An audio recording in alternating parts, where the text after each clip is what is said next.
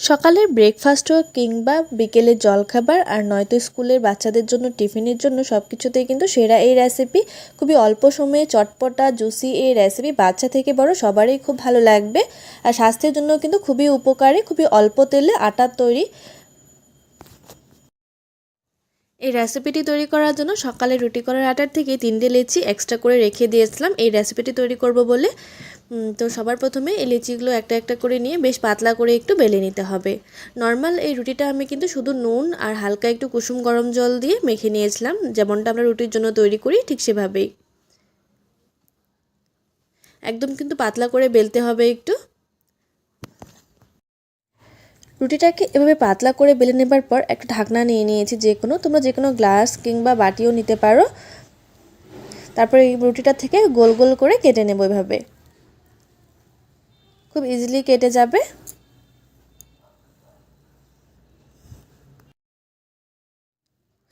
রুটিটা থেকে কিন্তু ঢাকনা দিয়ে দেখো এমন সাইজের অনেকগুলো রুটি কেটে নিয়েছি গোল গোল করে। তারপর সেখান থেকে একটা একটা পিস নিয়ে এভাবে হাতের মাধ্যমে হালকা একটু প্রেস করলে কিন্তু খুব সুন্দরভাবে স্টারের মতো হয়ে যাবে। তোমরা যে কোনো শেপে তৈরি করে নিতে পারো, কিন্তু এই প্রসেসটি কিন্তু সবথেকে সহজ বলে মনে হয়েছে। আমি 3টে লেচিকে ভালো করে বেলে তারপর সেখান থেকে পাতলা পাতলা স্লাইস করে এর থেকে এভাবে ডিজাইন তৈরি করে নিয়েছি। তোমরা চাইলে কিন্তু একটু বেশি করে আটা মেখে এভাবে তৈরি করে রোদে শুকিয়েও স্টোর করে রাখতে পারবে অনেক দিন পর্যন্ত। তারপর একটি কড়াইয়ে 1 গ্লাস মতো জল দিয়ে দিয়েছি, তার মধ্যে দিয়ে দেবো 1/2 টেবিল চামচ পরিমাণ নুন।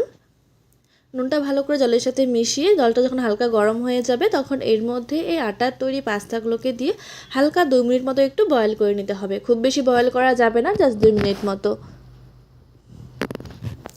অন্যদিকে একটি প্যানে 1 টেবিল চামচ মতো সর্ষের তেল গরম হওয়ার জন্য বসিয়ে দিয়েছি। তেলটা গরম হয়ে গেলে এর মধ্যে ফোড়নের জন্য দিয়ে দেবো 1/2 টেবিল চামচ পরিমাণ জিরা, দিয়ে দিচ্ছি একটা মাঝারি মাপের পেঁয়াজ কুচি, দিয়ে দেবো থেতো করা রসুন কয়েক কোয়া, ঝালের জন্য কাঁচা লঙ্কা কুচি।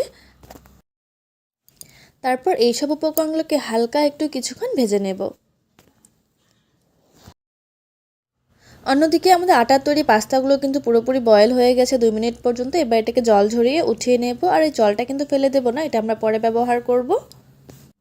পেঁয়াজটা হালকা ভাজা ভাজা হয়ে যাবার পর এর মধ্যে দিয়ে দিচ্ছি কেটে রাখা কয়েকটা বিন। তোমরা নিজেদের পছন্দের কিন্তু যে কোনো সবজি এর মধ্যে ব্যবহার করতে পারো, ক্যাপসিকাম কিংবা ফুলকপি বাঁধাকপি যে কোনো কিছু ব্যবহার করতে পারবে। আমি আমার ঘরে যে কিছু অ্যাভেলেবেল ছিল সেটা দিয়ে তৈরি করে দেখাচ্ছি তোমাদেরকে। আর দিয়ে দেবো একটা বড় সাইজের টমেটো কুচি, দিয়ে দিচ্ছি স্বাদ অনুযায়ী নুন আর একটু হলুদ গুঁড়ো। এবার বেশ ভালো করে কিন্তু এইসব উপকরণকে হালকা একটু ভেজে নিতে হবে।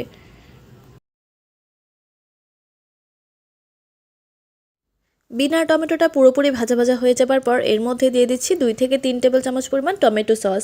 এই টমেটো সসটা কিন্তু আমার বাড়িতে বানানো, তোমরা চাইলে সেই রেসিপিটাও কিন্তু দেখে নিতে পারো, তার লিঙ্ক আমি ডেসক্রিপশন বক্সে দিয়ে দেব। এটা সম্পূর্ণ অপশনাল, থাকলে দেবে, না থাকলে টমেটো দেওয়া হয়ে গিয়েছে, তার মধ্যে সামান্য একটু চিনি দিলেই কিন্তু হয়ে যাবে। যেহেতু আমি টমেটো সসটা ব্যবহার করছি তাই এর মধ্যে কিন্তু কোনো রকমের চিনি দেবো না। টমেটো সসটা হালকা একটু ভালো করে মিশিয়ে নেবার পর আমরা যে পাস্তাটা সেদ্ধ করেছিলাম আটার পাস্তা, সেখান থেকে অল্প পরিমাণ জলের মধ্যে দিয়ে দেবো, এতে করে গ্রেভিটা কিন্তু খুব সুন্দর আসবে। তারপর দিয়ে দেবো এর মধ্যে সেদ্ধ করে রাখা পাস্তাগুলোকে, দিয়ে ভালোভাবে এই সব উপকরণের সাথে মিশিয়ে নেব 2 মিনিট পর্যন্ত। তোমাদের ঘরে যদি ম্যাগি মশলাটা অ্যাভেলেবেল থাকে সেক্ষেত্রে ম্যাগি মশলাও এর মধ্যে দিতে পারো, এই পর্যায়ে ভীষণ ভালো লাগে খেতে। আর না থাকলে কোনো ব্যাপার নেই, নর্মাল টমেটো কেচাপ দিয়ে কিংবা সস দিয়ে খেতেও কিন্তু ভীষণ ভালো লাগে। তো তোমাদের এই সহজ রেসিপিটি কেমন লাগলো অবশ্যই আমাকে কমেন্টস করে জানিও। ভিডিওটি শেষ পর্যন্ত দেখার জন্য অনেক অনেক ধন্যবাদ।